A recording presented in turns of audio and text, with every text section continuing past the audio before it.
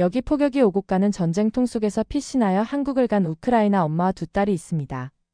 그런데 그녀는 어린 두 딸의 생각지도 못한 행동에 반응한 한국 사람들의 리액션에 엄청난 충격을 받고 쓰러졌는데요.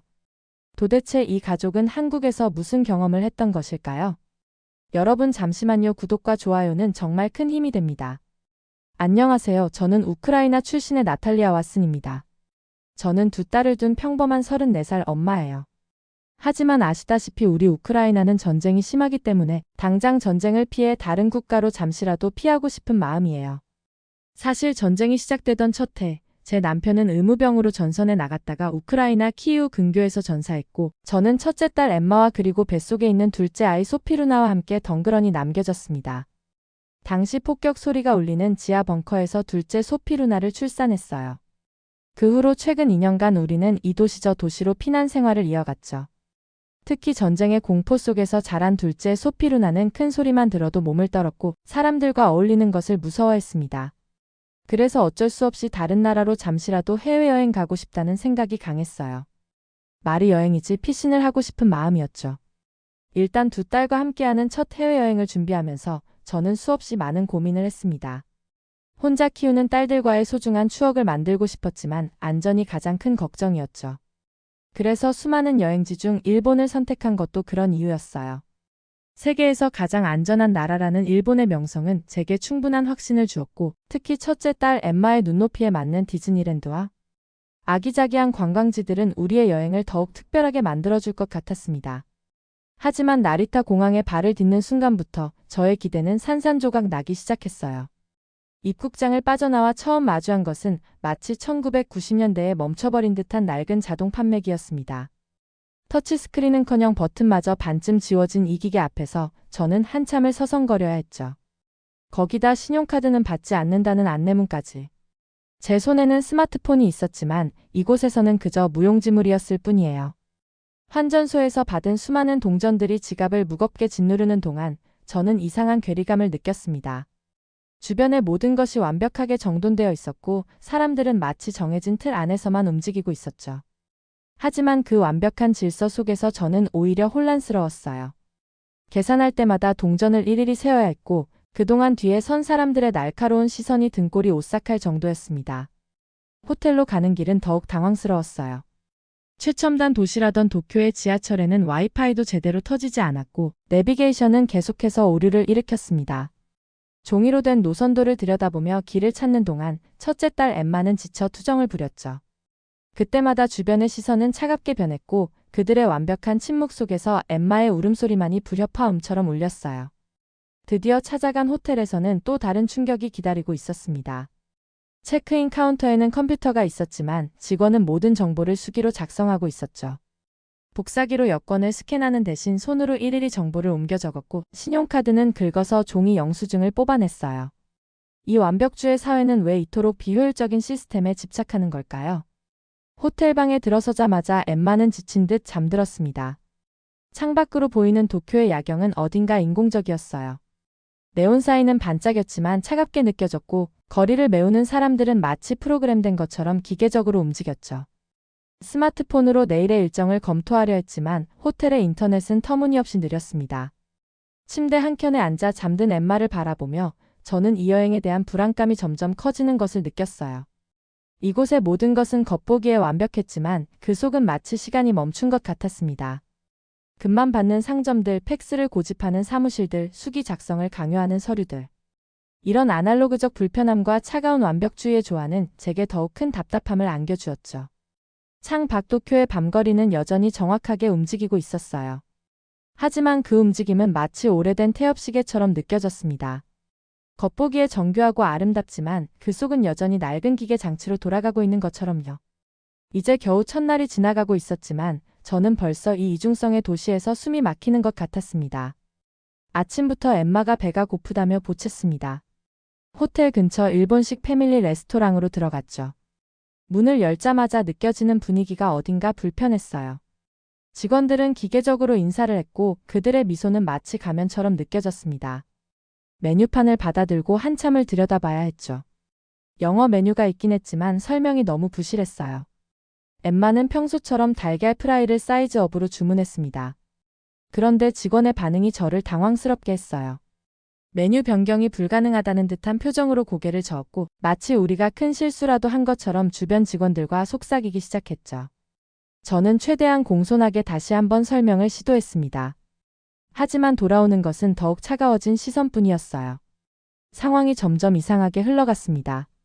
주방에서는 웅성거리는 소리가 들렸고 매니저로 보이는 사람이 나와서 긴 일본어로 뭔가를 설명하기 시작했어요. 저는 그저 달걀 프라이의 익힘 정도를 바꿔달라고 했을 뿐인데 마치 레스토랑의 전통을 무너뜨리려는 사람처럼 취급받고 있었죠. 결국 엠마는 눈물을 터뜨리고 말았습니다. 피곤과 허기짐이 겹친 상태에서 이런 차가운 대우는 너무나 버거웠나 봐요. 하지만 엠마의 울음소리에 레스토랑 안의 공기는 더욱 차가워졌습니다. 주변 손님들은 눈살을 찌푸렸고 직원들은 마치 우리가 존재하지 않는 것처럼 행동했어요. 저는 결국 자리를 박차고 일어났습니다. 이런 대우를 받으면서까지 여기서 식사를 할 필요는 없었어요. 하지만 문을 나서는 순간 더 큰 충격을 받았죠. 직원들이 우리가 듣도록 의도한 듯 외국인들은 항상 이렇게 문제를 일으킨다는 말이 들려왔습니다. 그들의 목소리에는 분명한 경멸과 무시가 섞여 있었어요. 거리로 나와서도 당분간은 아무 말도 할 수 없었습니다. 엠마는 여전히 흐느끼고 있었고 제 마음속에서는 분노와 수치심이 뒤엉켜 있었죠. 이런 게 세계 제일의 서비스를 자랑하는 일본의 현실이란 말인가요? 겉으로는 완벽해 보이는 미소와 공손함 뒤에 이런 차별과 배타성이 숨어 있다는 사실이 저를 더욱 괴롭게 했어요. 우리는 결국 편의점에서 샌드위치로 아침을 해결했습니다. 비좁은 골목 구석에 쪼그려 앉아 차가운 샌드위치를 먹으면서도 엠마는 계속해서 흐느꼈어요. 저는 딸아이를 꼭 안아주면서도 이 나라에서 우리가 마주하게 될 또 다른 차별들을 생각하며 마음이 무거워졌죠. 주변을 지나가는 사람들의 시선이 우리를 향했습니다. 그들의 눈빛은 마치 외국인이 왜 저기서 저러고 있나 하는 의문과 불편함으로 가득했어요. 저는 그제서야 깨달았습니다. 이곳의 질서와 규칙은 단순한 불편함이 아니었어요. 그것은 다름을 인정하지 않는 벽이었고 우리 같은 외국인을 향한 보이지 않는 차별이었죠. 더 이상 이 도시에서 머무르고 싶지 않았습니다. 엠마의 손을 잡고 호텔로 돌아가는 길 저는 마지못해 한국행 항공권을 검색하고 있었어요. 사실 한국은 제 여행 목록에 없었던 나라였습니다. 인터넷에서 본 한국의 모습은 그다지 매력적이지 않았어요. 시끄럽고 혼잡한 거리, 예의 없이 떠드는 사람들, 그리고 위험해 보이는 골목길들. 게다가 반일 감정이 심하다는 이야기를 들었던 터라 더욱 걱정이 됐죠. 하지만 일본에서 더 이상 버틸 수 없었고 가장 가까운 도시가 서울이었기에 어쩔 수 없는 선택이었습니다. 호텔 프론트에서 체크아웃을 하는 동안에도 마음이 무거웠어요. 일본의 차가운 시선을 피해 도망치듯 떠나는 것도 서글펐지만 더 걱정되는 건 한국에서의 생활이었죠. 영어가 더 안 통할 거라는 이야기도 들었고 음식도 너무 맵다고 했어요. 엠마가 잘 적응할 수 있을지도 의문이었습니다. 공항으로 가는 리무진 버스 안에서 저는 초조한 마음으로 서울의 날씨를 검색했어요. 중국발 미세먼지 농도가 상당히 높다는 경고가 떴고 밤늦게 도착하는 시간이라 더욱 불안했죠. 위험하다는 이야기를 많이 들었던 터라 새벽에 낯선 도시에 도착한다는 생각에 가슴이 철렁했습니다. 나리타 공항에서 비행기를 기다리는 동안 저도 모르게 계속 한국에 대한 부정적인 뉴스들을 찾아보고 있었어요. 사회 갈등이 심하다는 기사, 여성 대상 범죄가 많다는 통계, 관광객을 상대로 한 바가지 요금 사례들까지. 제가 과연 올바른 선택을 한 걸까요? 하지만 이미 티켓은 끊어진 후였고 달리 갈 곳도 없었습니다. 엠마는 비행기 안에서 평화롭게 잠들어 있었어요. 창밖으로 보이는 구름을 바라보며 저는 한숨을 내쉬었죠. 일본의 차가운 질서보다는 한국의 무질서가 나을까요? 적어도 노골적인 차별은 없겠지. 그렇게 스스로를 위로하면서도 인천공항에 도착할 생각을 하니 가슴이 답답해졌습니다. 비행기가 서서히 고도를 낮추며 인천 상공으로 들어섰어요. 창밖으로 보이는 도시의 불빛들이 마치 경고등처럼 느껴졌죠. 그리고 그곳에서 우리를 기다리고 있을 혼돈과 불편함을 생각하니 일본이 그리워질지도 모르겠다는 생각이 들었어요. 하지만 인천공항에 발을 딛는 순간 저의 모든 예상은 빗나가기 시작했습니다. 늦은 시간임에도 공항은 밝고 활기찼어요. 입국장에서 마주친 직원은 서툰 영어로도 친절하게 웃으며 우리를 안내했죠. 그리고 놀랍게도 모든 것이 완벽하게 디지털화되어 있었습니다. 특히 충격적이었던 건 교통 시스템이었어요. 심야버스 앱을 다운받으니 실시간으로 버스 위치가 보였고 도착 예정 시간까지 정확하게 알려주었죠. 일본에서는 상상도 할 수 없었던 편리함이었습니다. 버스 기사님은 늦은 시간임에도 엠마를 보더니 밝게 웃으며 인사를 건네주셨어요. 서울 시내로 향하는 버스 안에서 저는 창밖을 내다보며 깜짝 놀랐습니다. 새벽 시간임에도 거리는 밝고 안전해 보였어요. 편의점마다 사람들이 있었고 젊은 여성들도 혼자 거리를 걸어 다녔죠. 제가 읽었던 모든 부정적인 기사들이 거짓말처럼 느껴졌습니다. 엠마가 갑자기 화장실에 가고 싶다고 했을 때 저는 또 한 번 놀라움을 경험했어요. 늦은 시간임에도 버스 기사님은 기꺼이 버스를 세워주셨고 근처 편의점의 화장실을 사용하라고 친절하게 알려주셨죠. 일본에서는 상상도 할 수 없었던 유연함이었습니다. 규칙과 매뉴얼을 벗어난 인간적인 배려, 그것은 제게 큰 충격으로 다가왔어요. 다음날 명동의 한 유명 음식점 앞에서 일이 터졌습니다. 일본인 관광객 무리가 무언가 큰 소리로 항의를 하고 있었어요. 저는 엠마의 손을 잡고 그 광경을 지켜보고 있었죠. 직원이 정중하게 대기 시간을 설명했지만 일본인 관광객들은 점점 더 거칠어졌습니다. 우리가 얼마나 중요한 손님인 줄 알아? 일본에서는 이런 식으로 손님을 대하지 않아. 한 일본인 중년 남성이 소리를 지르며 식당 입구를 막아섰어요. 다른 일행들도 휴대폰으로 동영상을 찍으며 위협적인 자세를 취했죠. 상황이 점점 심각해지는 것 같았습니다. 그때였어요. 주변 상점의 사장님들이 하나둘 모여들기 시작했습니다. 처음에는 그저 상황을 지켜보던 그들이 갑자기 놀라운 행동을 보여주었어요. 한 분은 재빨리 테이블을 정리해 임시 대기 공간을 만들었고 다른 분은 시원한 물을 가져다 주었죠. 심지어 근처 카페 주인은 무료로 음료를 제공하겠다고 나섰습니다. 더욱 놀라웠던 건 그 다음이었어요. 한 젊은 한국인이 유창한 일본어로 상황을 중재하기 시작했습니다. 저도 일본에서 살았었는데 이해합니다. 하지만 이곳에서는 모든 손님이 평등해요. 잠시만 기다려주시면 더 좋은 서비스로 보답해드리겠습니다. 그의 진정성 있는 태도에 일본인 관광객들의 표정이 조금씩 누그러졌죠. 상황이 진정되는 듯 했지만 한 일본인 여성이 갑자기 쓰러졌어요. 아마도 더위와 스트레스가 겹친 모양이었죠. 이때 한국인들의 대응은 정말 압도적이었습니다. 누군가가 즉시 119에 신고했고 근처 약국에서는 의자와 물품을 가져왔어요. 심지어 주변 식당들에서는 자신들의 대기 손님을 양보하겠다고 나섰습니다. 응급구조대가 도착했을 때 일본인 관광객들의 얼굴에는 당혹감이 가득했어요. 그들이 그토록 무례하게 굴었음에도 한국인들은 한치의 망설임도 없이 도움의 손길을 내밀었던 거죠. 특히 인상적이었던 건 모든 것이 체계적으로 이루어졌다는 점이었습니다. 119 신고부터 응급처치, 주변 정리까지 마치 하나의 시스템처럼 움직였어요. 결국 그 일본인 관광객들은 고개를 깊이 숙이며 사과했습니다. 또 다른 일본인 한 명은 눈물을 글썽이며 우리나라에서는 이런 일이 있으면 그저 경찰을 부르거나 모른 척했을 텐데 라고 중얼거렸죠. 그들의 태도가 완전히 바뀌는 순간이었어요. 엠마는 그 광경을 지켜보며 제게 말했습니다. 엄마, 한국 사람들은 마법사 같아요. 나쁜 상황을 이렇게 좋게 만들다니. 저도 동의할 수밖에 없었어요. 이것이 바로 진정한 선진국의 모습이 아닐까요? 겉으로 보이는 질서나 규칙이 아닌 위기 상황에서 보여주는 성숙한 시민의식과 따뜻한 배려가 진짜 선진국이라 느껴졌습니다. 그날 저녁 우리가 식사를 마치고 나올 때였어요. 그 일본인 관광객들이 주변 상인들에게 일일이 인사를 하고 있었습니다. 더 놀라운 건 상인들이 오히려 그들을 걱정하며 내일 일정을 물어보고 맛집을 추천해주는 모습이었죠. 저는 문득 깨달았어요. 이런 게 진정한 문화적 포용이고 성숙한 국가의 면모구나 하고요. 엠마의 손을 잡고 호텔로 돌아가는 길, 서울의 밤거리는 여전히 활기찼습니다. 하지만 이제 그 활기 속에는 단순한 번화함이 아닌 깊은 성숙함이 숨어 있다는 걸 알 수 있었어요.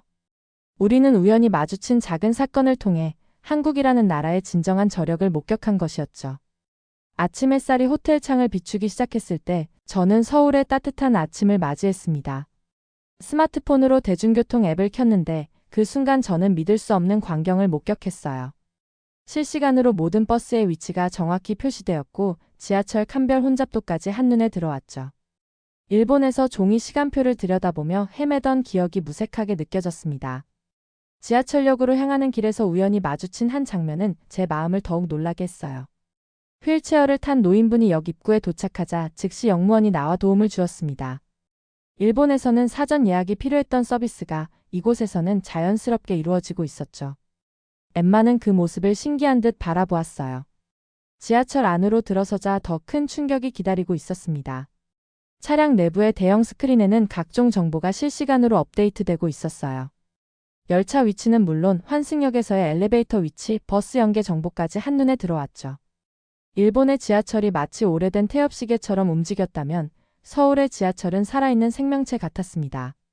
갑자기 엠마가 화장실이 급하다고 했을 때였어요. 일본이었다면 아마 다음 역까지 참으라고 했겠지만 이곳 한국은 정말 달랐습니다. 스마트폰 앱으로 확인해보니 다음 역의 화장실 위치가 정확히 표시되어 있었고 심지어 현재 사용 가능한 칸 수까지 알 수 있었죠. 이런 세세한 배려에 저는 말문이 막혔어요. 더욱 놀라웠던 것은 전철이 잠시 지연되었을 때였습니다. 일본에서라면 형식적인 사과 방송만 있었겠지만 이곳에서는 달랐어요. 스마트폰으로 실시간 알림이 왔고 대체 경로까지 상세히 안내해 주었습니다. 심지어 환승역에서는 역무원들이 미리 나와서 승객들을 안내하고 있었죠. 이런 즉각적이고 효율적인 대응은 제가 상상했던 것을 훨씬 뛰어넘는 것이었어요. 점심시간 식당을 찾기 위해 역사 밖으로 나왔을 때도 놀라움은 계속되었습니다. 길거리 곳곳에 설치된 키오스크에서는 주변 맛집 정보는 물론 실시간 대기 현황까지 확인할 수 있었어요. 일본에서 종이 지도를 들고 헤매던 기억이 무색하게 이곳에서는 모든 것이 디지털화되어 있었죠. 특히 인상적이었던 건 버스를 기다리는 동안의 경험이었습니다. 버스 정류장의 전광판은 단순히 도착 시간만 보여주는 것이 아니었어요. 버스의 현재 위치, 앞으로의 정체 구간, 심지어 차량 내부의 빈자리 수까지 알려주었죠. 이런 정보는 스마트폰 앱과도 완벽하게 동기화되어 있었습니다. 그날 저녁 엠마가 피곤해서 툴툴거리며 걸어가는 동안 저는 문득 일본에서의 마지막 날을 떠올렸어요. 수기로 작성해야 했던 서류들, 현금으로만 계산해야 했던 불편함, 그리고 매뉴얼에 갇혀있던 서비스들. 하지만 이곳 서울은 달랐습니다. 최첨단 기술은 인간의 편의를 위해 존재했고 시스템은 사람을 위해 유연하게 움직였죠. 하루 동안의 경험은 제가 가졌던 모든 편견을 무너뜨렸어요. 일본의 아날로그적 완벽주의는 오히려 불편함으로 다가왔고 한국의 디지털 혁신은 진정한 의미의 선진화가 무엇인지를 보여주었습니다.